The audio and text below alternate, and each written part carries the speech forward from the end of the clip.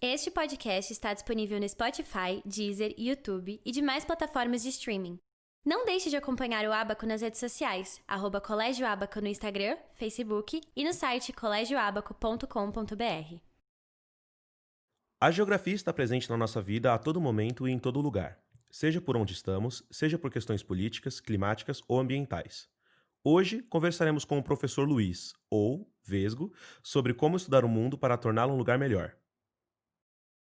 Se o ensino é a melhor diretriz, Abaco ensinar faz a gente feliz. Pois isso é Abaco, família, escola, em busca do agora.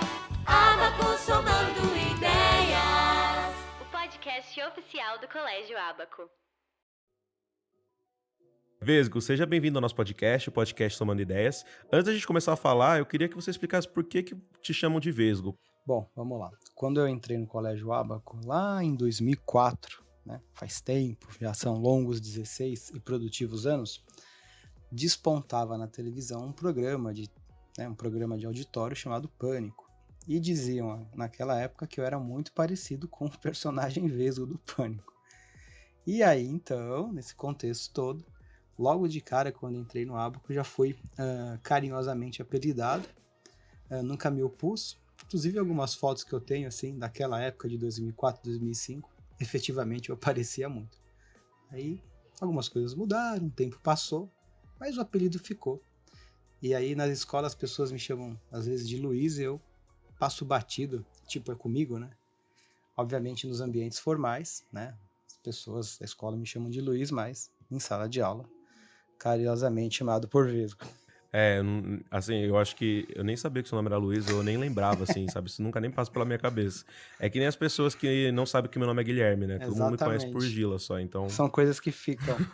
E você falou que você entrou no Abaco em 2004, né? Isso, entrei em 2004. Aí eu completei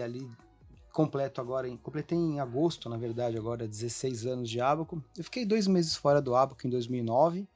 Né, eu fui trabalhar em outra instituição, mas rapidinho eu voltei para o Abaco, sempre me senti bem, confortável, sempre me senti com espaço dentro da escola para poder criar coisas, né, para poder desenvolver diversas coisas além, obviamente, da aula, né, que é o ponto central. Acho que inclusive uma dessas coisas que você desenvolveu foi o Abaco ONU, né? Você poderia falar um pouquinho sobre esse projeto também, que é muito famoso no Abaco?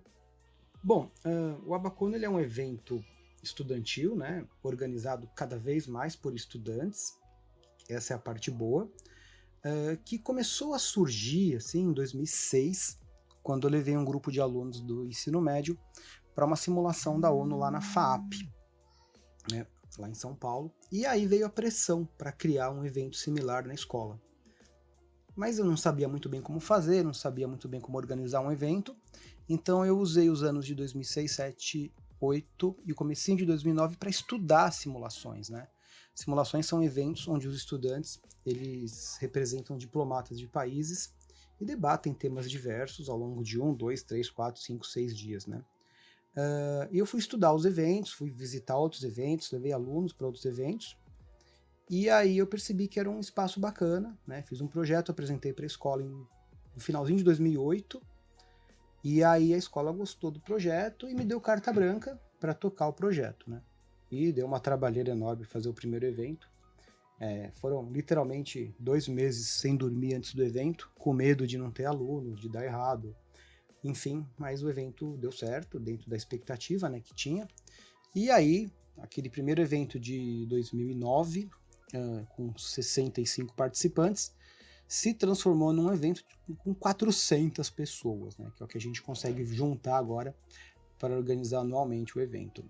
Lamentavelmente, esse ano, assim como diversas simulações, nós cancelamos o Abaco ONU, foi muito complicada a decisão, mas importante, por causa de toda a questão da pandemia, né? Mas já estou aí com o grupo organizado para poder criar o evento de 2021, né? Seria a nossa 13ª edição, levando em conta que a 12ª não aconteceu, que seria esse ano.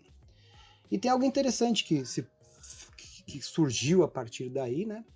Que foi a ida a outras simulações, né? Então, além de organizarmos uma simulação interna, o Abaco e os estudantes do Abaco acabam se organizando para poder ir a outras simulações, que é algo muito interessante. E a gente atingiu o auge das simulações, que é a ida a Harvard, né? A simulação lá, Harvard Model United Nations, que vamos, né, eu levo sempre 8 alunos do ensino médio, vamos sempre no comecinho do ano, ali no final de janeiro, para o evento de Harvard, onde são quase 4.500 estudantes de mais de 60 países, né? Então é todo um processo que foi sendo construído e a escola sempre deu abertura, isso é muito bom, e sempre teve um grupo, né, bacana de estudantes interessados em participar e em organizar eventos de simulação, tanto internamente quanto visitar eventos, né, fora da escola. Isso foi muito bacana, todo esse processo de desenvolvimento. E agora está a luta aí para conseguir fazer um evento em 2021, não sei se online, não sei se presencial, vai depender das dinâmicas que a gente tiver. É isso. Beleza, maravilha. Eu quis perguntar sobre a Abaco ONU, porque acho que, né, você, né, como você mesmo comentou, surgiu aí com você e você foi colocando isso no Abaco e cada vez vai crescendo mais, e hoje o Abaco é muito reconhecido por isso, né? Inclusive, eu tomei um susto a primeira vez que eu vi o Abaco ONU, acho que foi em 2013 ou 2014. Eu lembro que eu tava andando pela escola assim, chegou uma sexta-feira e tinha um monte de aluno, um monte de amigo meu com roupa social, e eu falei, nossa, o que tá acontecendo e tal? E aí, quando eu descobri o que era, eu falei, nossa, que incrível a escola promover isso e com tanta organização e com tanto empenho mesmo dos alunos, né? Eu cheguei a participar, né, de um Abaco ONU, eu participei do comitê de intervenção, né, fazendo parte do teatro. Mas enfim, passando para o nosso tema, vamos lá. Para a gente começar falando desse tema, Vesgo, como que você explica o estudo da geografia? O que significa estudar geografia na sala de aula? Olha, essa é uma pergunta muito interessante que tem todo um processo de construção da resposta, né? Por exemplo, com certeza a geografia que você estudou na escola foi uma, a que o seu irmão está estudando hoje é outra, e o que o seu primo mais novinho vai estudar vai ser outra, né? A geografia que eu estudei nos anos 90 no ensino médio foi outra. E assim vai. A ideia é que o processo de criação seja bem desenvolvido, né? A gente tem um processo de desenvolvimento da geografia ao longo do tempo por se tratar de uma ciência humana, né? E ciências humanas constantemente estão em transformação. Isso é muito importante saber, né? Então, é interessante quando eu participava das reuniões, né, de pais e mães, quando os pais e mães questionavam o que o filho estava estudando, o que a filha estava vendo na escola, e vinham com assuntos que nem se debatem mais em sala de aula. Tipo, minha filha sabe a capital dos países, e bobeiras do tipo, né? É óbvio que ninguém sabe, ou melhor, não há uma real necessidade em saber todas as capitais dos países do mundo, né? Então esse é um ponto importante de transformação da maneira como se tem uma aula de geografia e como que essa aula vai sendo construída ao longo de geração após geração. Hoje a gente tem um processo interessante, onde há um caminho delineado, muito bem delineado, que a geografia ela trabalha e ela precisa trabalhar a interação da sociedade com o ambiente, a sociedade com a natureza, o meio que ela vive, né? Então a gente tem que pensar em como que a escola ela pode munir, ela pode ajudar, ela pode provocar o estudante a entender a nossa relação com o meio, tá? Isso é o mais importante, né? Deixar nítido que quanto mais a gente tiver na escola contato com conteúdos que nos provoquem a pensar sobre essa relação nossa com o meio, mais se desenvolve o pensamento geográfico e a prática geográfica na escola, né?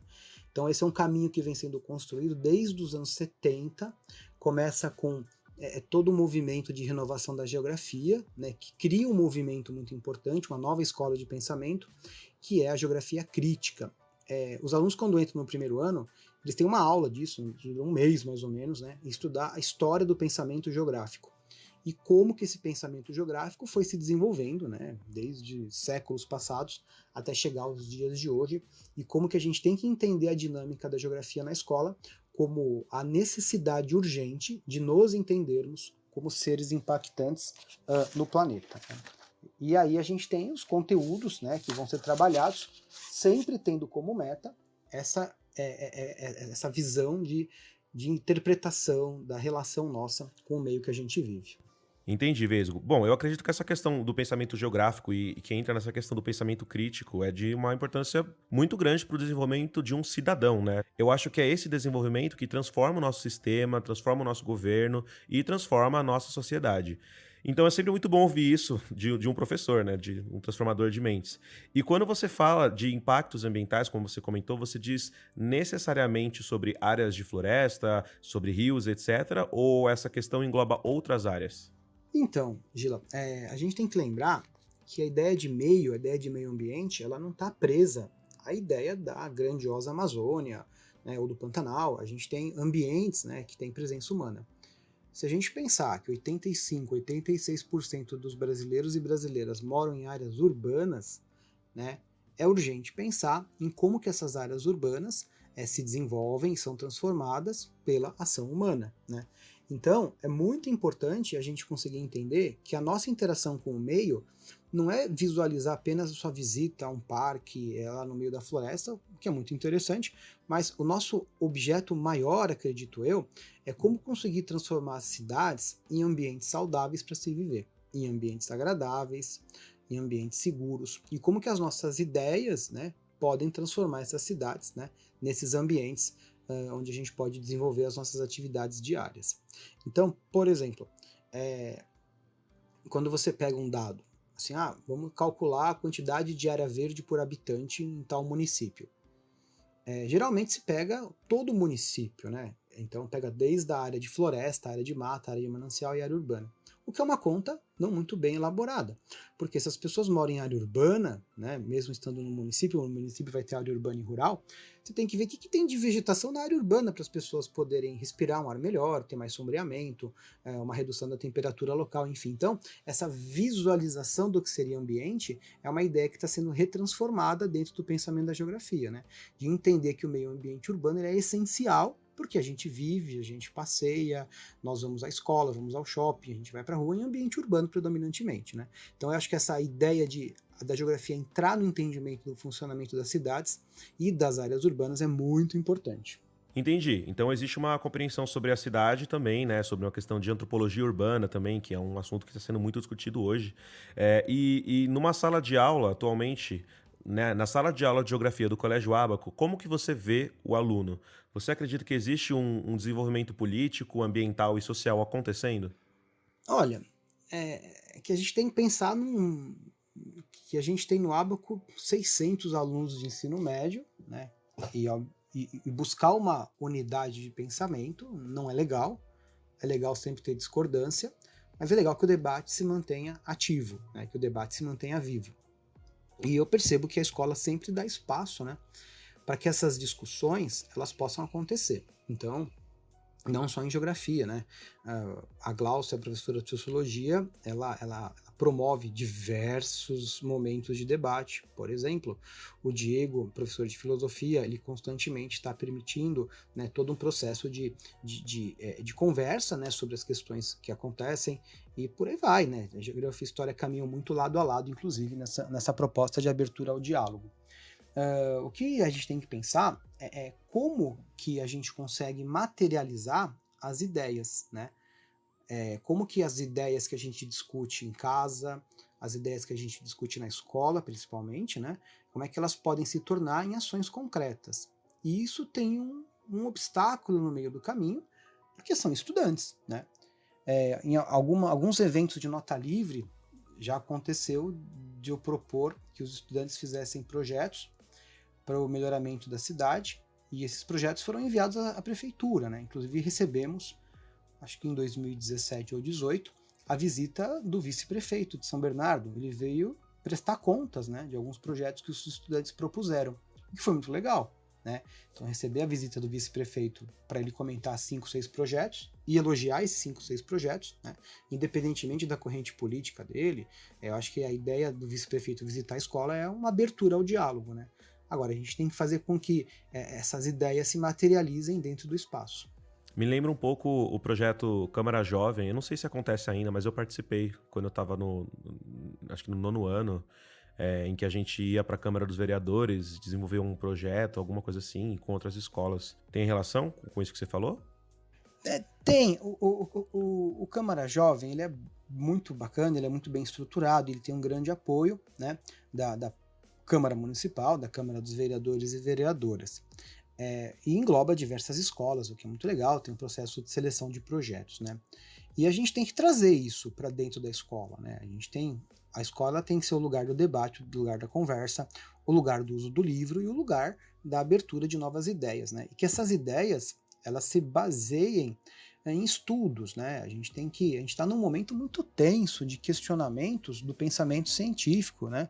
Do pensamento organizado para que as coisas deem certo, né? Então a gente está num processo muito tumultuado no Brasil e no mundo, onde coisas que não deveriam ser tão questionadas, porque fazem parte de um processo de desenvolvimento científico, são questionadas.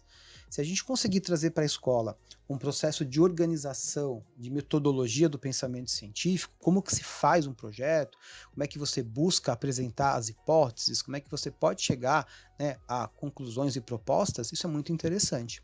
Eu acredito que, inclusive, essa mudança do ensino médio, esse novo ensino médio que vai estar por vir, ele mescla um pouco disso, né? Ele busca um pouco desta questão. Agora, se o resultado vai ser proveitoso, produtivo, eu acho que depende aí de como que isso for trabalhado dentro das escolas. O importante é que o Abaco está aberto, né, a sempre negociar, né, esses eventos, projetos e ideias para que isso possa se tornar uma dor de cabeça para o estudante, para ele se desenvolver cada vez mais. Maravilha. E aproveitando que a gente comentou sobre essa questão política, Vesgo, 2020 agora, né, ano de eleição municipal, eu queria aproveitar para perguntar para você, muitos alunos que estão escutando a gente já podem votar, já são eleitores, e alguns são futuros eleitores. Então, como que os alunos podem incluir a aula de geografia como um fator importante para eles entenderem o que eles querem como futuros cidadãos, né, para eles poderem pesquisar, para eles terem esse pensamento crítico e desenvolverem isso para realmente fazerem uma mudança efetiva na cidade, né, que é através do voto que a gente consegue fazer isso na nossa democracia brasileira. Olha, Gila, então, estamos em 2020, ano de eleições municipais, né, para os cargos, as prefeituras e as câmaras legislativas municipais, né. E o voto, na verdade, ele é um pedaço da democracia, ele é uma parte do processo, né. O voto em si, ele é um evento que, se morrer nele, é um evento morto, né, se parar nele é morto. A gente tem que ter o processo de apresentar propostas, analisar propostas, votar e cobrar propostas, né, cobrar soluções. Se a gente conseguir atingir o estudante de que esse é o caminho, né, de ler uma proposta, ver a viabilidade, e depois da viabilidade depositar o voto em alguém, e depois disso, esse alguém eleito, essa pessoa eleita, você cobrar, eu acho que a gente consegue desenvolver o caminho democrático. O voto em si, como eu falei, quando se para na urna e não se continua o processo, morre ali o processo democrático. A gente tem que entender que a vida urbana, a vida na cidade, ela depende de ações muito pontuais, né? É muito importante saber o que acontece em Brasília, é muito importante saber o que acontece nas grandes capitais, mas é mais importante ainda saber o que acontece na sua rua, né? É mais importante saber como é que a sua cidade está se estruturando para um século XXI que está constantemente com grandes novidades, né? Pensar ainda, por exemplo, no caso específico de São Bernardo, como é que a cidade vai sobreviver nesse período de fuga das indústrias, né? O que as candidaturas deste ano propõem em relação a isso, né? E será que os estudantes percebem que este é um tema importante para ser debatido e cobrado das autoridades eleitas, né? Então, a gente tem que conseguir munir o estudante de um conjunto de cenários para que ele possa interpretar e ter a capacidade, né, de uma livre interpretação, chegar a cobranças às pessoas que merecem ser cobradas, né? E esse é um tema importante, né? A gente está num processo tenso de crise econômica, alto desemprego, e São Bernardo vive com uma fuga industrial, as indústrias que sustentam não sozinhas, claro, mas geram uma enorme oportunidade de emprego que vem se perdendo, né? Só lembrar que a Volkswagen ela está querendo demitir 35% dos trabalhadores aqui de São Bernardo, tem 8, 9 mil pessoas, a Ford encerrou as atividades, né? A Panex lá do bairro Planalto foi embora, entre tantas outras, né, que acabaram saindo daqui. Então, a gente tem condições na escola de discutir isso, né? E, obviamente, tem que cobrar das pessoas que estão disputando eleições qual que é a visão que elas têm sobre isso, né? Então, a gente precisa esperar, e ao mesmo tempo cobrar, mas tem que esperar ouvir as candidaturas. O que eles têm a dizer? O que essas candidaturas têm a dizer sobre saneamento, sobre a questão ambiental, sobre o sistema educacional e de saúde pública, né? O que tem a dizer sobre isso, né? Então, entender Brasília é importante, mas entender a cidade que você mora, muitas vezes, é muito mais importante. Beleza, Vesgo. Bom, acho que para finalizar, dá para entender que a geografia na sala de aula está muito mais relacionada com a nossa vida do que a gente imagina, né? Na verdade, a geografia no sentido geral mesmo, né? Eu sinto que às vezes tanto os alunos quanto como nós, como cidadãos, a gente esquece que as questões ambientais, as questões políticas e as questões demográficas, elas têm um impacto verdadeiro e muitas vezes direto na nossa vida, né? Quantas pessoas a gente não viu aí nos últimos meses que não conseguem perceber que os incêndios na Amazônia ou no Mato Grosso assim, elas acham que não muda nada no Sudeste, elas acham que não fazem diferença para a economia, ou fazem diferença para exportação, para produto, enfim, para agricultura e diversas outras camadas, né? São muitas camadas conectadas e a geografia busca entender tudo isso, né? Olha, existe lá, quando você entra no curso de geografia, eu me graduei entre 98 e 2002, né? Eu me graduei na Universidade de São Paulo, na USP. E isso, logo que você entra no curso de geografia, os professores que lecionam, né, nas matérias iniciais brincam dizendo que geografia é uma ciência de síntese. Geografia é uma ciência que une outros saberes e conhecimentos. Essa é uma grande verdade, mas pode ser uma grande bobagem, né? Quando convém, a gente diz que é verdade, quando não convém, diz que é bobagem. Mas, no fundo, a geografia ela é um pouquinho de ciência de síntese, sim, né? Ela consegue margear assuntos ligados à história, à biologia, à sociologia, à química, à matemática. Então, como ciência de síntese, ela é muito importante. Diversos assuntos e conteúdos trabalhados em aula, inclusive, precisam ir buscar conhecimentos e assuntos em outras ciências, em outras matérias da escola, o que é muito interessante, né? Então, é possível em geografia você precisar buscar conhecimentos, né, da aula de química, por exemplo, né? Talvez num primeiro momento alguém torça o nariz, mas isso é muito comum, né? Então, é importante essa ideia de que a geografia ela pode ser vista como ciência de síntese. Não é um caminho que eu gosto muito, mas é um caminho que eu respeito porque às vezes funciona. Quando a gente acaba tentando entender as dinâmicas que acontecem no Brasil hoje, você citou na questão dos incêndios, né? Você que citou o Pantanal, a Amazônia, esses conteúdos todos são trabalhados na escola, né? Então a gente poderia ter uma interpretação muito mais séria dessas dinâmicas que acontecem hoje, se a gente valorizar o que a escola está oferecendo, né? Enquanto conteúdo e tema de debate, né? Então a nossa capacidade de entender o mundo depende muito do nosso interesse em estudar esse mundo, né? Então, se tivermos um interesse que englobe, né, as temáticas, os assuntos e as dinâmicas que o mundo oferece, a gente consegue propor ideias para solucionar as dores de cabeça que o mundo tem hoje, né? Senão, a gente se fecha no nosso mundinho e começa a acreditar que o WhatsApp distribui é a grande verdade, né? E o que os livros e que tudo que a ciência produz é uma grande perda de tempo. A gente está nesse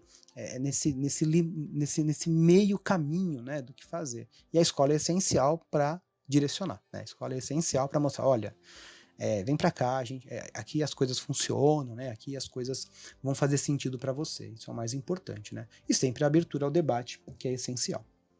Perfeito. Acho que com essa conclusão, então, a gente pode passar para o nosso próximo quadro, que é o quadro Multiplicar o Saber.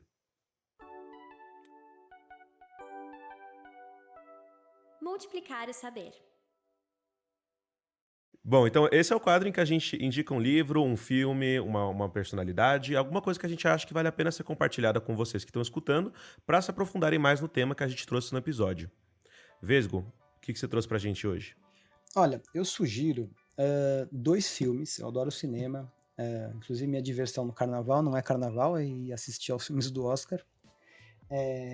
Eu sugiro 2 filmes. Um de 2007, brasileiro, chamado Saneamento Básico. Eu assisti no cinema faz um certo tempo e é uma comédia trágica, né? Chama Saneamento Básico, é sobre um vilarejo no sul do Brasil que os moradores querem construir um sistema para captar esgoto e não tem dinheiro. E aí eles entram num concurso para conseguir esse dinheiro, aí, ao mesmo tempo, entra o jeitinho brasileiro, a propina, a pressãozinha. É uma bela síntese de como que é complicado no Brasil fazer política pública funcionar. E um filme que é um marco para mim, né? Inclusive quando eu lecionava sociologia no ensino médio do Abaco, era obrigatório trabalhar esse filme, até para os seminários. É um filme de 2008, chama Milk, A Voz da Igualdade. Milk, A Voz da Igualdade, se não me engano, venceu o Oscar de 2009 ou 2010, não me recordo agora. É um filme norte-americano baseado, né, na vida do Harvey Milk. Harvey Milk, ele era um cidadão americano da comunidade LGBT, e ele se tornou o primeiro político eleito nos Estados Unidos, né, levando a causa, né, LGBT à política pública, né? E ele foi morto por isso, ele foi assassinado, né, por levantar essa causa. No mundo dos anos 70, em que havia leis, né, que combatiam a contratação de homossexuais, havia no mundo e nos Estados Unidos, né, leis que queriam punir homossexuais, prender, enfim, ele se torna uma liderança muito importante do movimento na América do Norte, e depois isso tudo se ramifica, né, pelas Américas todas, né. Então é uma sugestão muito interessante, Milk, A Voz da Igualdade, é uma bela obra para você entender toda a dinâmica de desenvolvimento de políticas públicas relacionadas a um assunto específico, né. É um belo filme, estrelado pelo Sean Penn, um ator muito bacana. E o Milk também tem uma coisa que foi dirigido pelo Gus Van Sant, né? Que é um diretor fantástico também. Qualquer filme que você assistir dele é espetacular, assim. É um diretor que eu gosto muito. É bem profundo, né? No sentido é um filme provocativo, né? Uhum.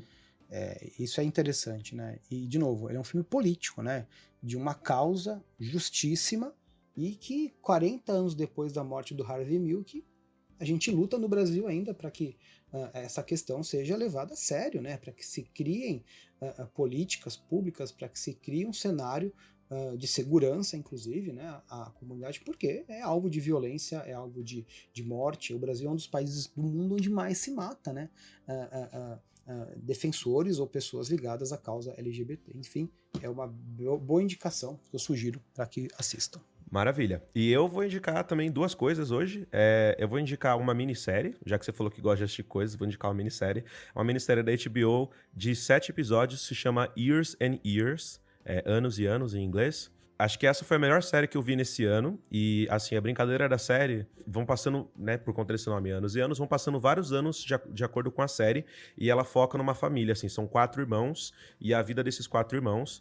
E a série vai meio que mostrando como que os conflitos políticos que estão acontecendo em vários lugares do mundo vão mudando a vida deles. Então vai acontecendo uma coisinha ali que acaba gerando uma crise econômica, e aí acaba acontecendo isso na vida de um dos irmãos, aí acontece alguma coisa relacionada à guerra, uma das irmãs é uma ativista, então existe uma outra questão ali social e política e ambiental também envolvida com ela, e isso vai meio que mudando a dinâmica da família. Então acho que é uma série muito interessante para ver como nós estamos conectados, né? Às vezes a gente acha que algumas coisas não têm relação com o que a gente faz, como a gente estava conversando.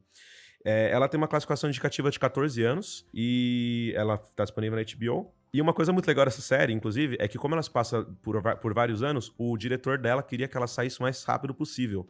Porque tem muita coisa que acontece na série que acontece na nossa vida, assim, nos dias de hoje. Então é surreal. Você vai assistindo a série, parece que é um documentário, assim. Não parece que é uma ficção. É bem legal. E a minha segunda indicação é um jogo. Pela primeira vez eu vou sugerir um jogo aqui no nosso podcast, que é um jogo chamado Flower. É um jogo que é bem barato, assim, para PlayStation, custa R$15 e tem várias outras plataformas. E é um jogo que a premissa dele é que você é o vento, você é uma pétala de flor, e você começa no campo, você vai caminhando pelo campo, você passa por vários relevos, várias paisagens diferentes, até você cair na cidade. Então ele mostra um pouco desse processo de êxodo rural também, e é muito legal como ele trabalha o cenário e o som. É muito legal porque isso é interativo, é muito bonito visualmente e também é muito sonoro. Então, uma indicação muito legal também aí, o jogo Flower. Interessante. Eu vou anotar Years and Years e o jogo Flower. Perfeito, Gila. Eu acho que depois que você assistir a série, você vai querer conversar comigo. Acho que você vai gostar bastante. Beleza, HBO você falou, né? Isso mesmo. Então, acho que é isso, pessoal. Esse foi o episódio de hoje, um episódio maravilhoso gravado com o Vesgo. Espero que a gente consiga gravar mais episódios mais pra frente, Vesgo. Vou adorar te ter aqui de novo. Eu agradeço o espaço. Vamos torcer pra gente terminar 2020 bem, que as vacinas, né, saiam logo do forno, para que possamos retomar as nossas atividades profissionais, familiares, né, retomar com segurança, né? E que 2021 seja um ano que a gente possa retomar aí bem, né? Tudo que a gente propôs para 2020 não pôde cumprir. 2021, vamos torcer e trabalhar para ser melhor. Parabéns pelo seu trabalho, Gila, muito querido, e que torço para que nos reencontremos outras vezes, né? Nos reencontramos hoje, né? Meio que sem querer na escola, né? Coisas da vida. Justo no dia que a gente ia conversar, eu te encontro, eu não te vi há uns 2 anos. Então foi muito bom te reencontrar. Isso mesmo. Mas é bom que sempre que a gente se reencontra, a gente soma ideias, né? Então... é a melhor coisa, né? Então tá bom. Forte abraço, obrigado pelo espaço, Gila. Obrigado, Vesgo. Tchau, tchau, pessoal. Abacô é somar de ideias. Abacô, multiplicar do saber. Abacô, subtraindo e dividindo emoções.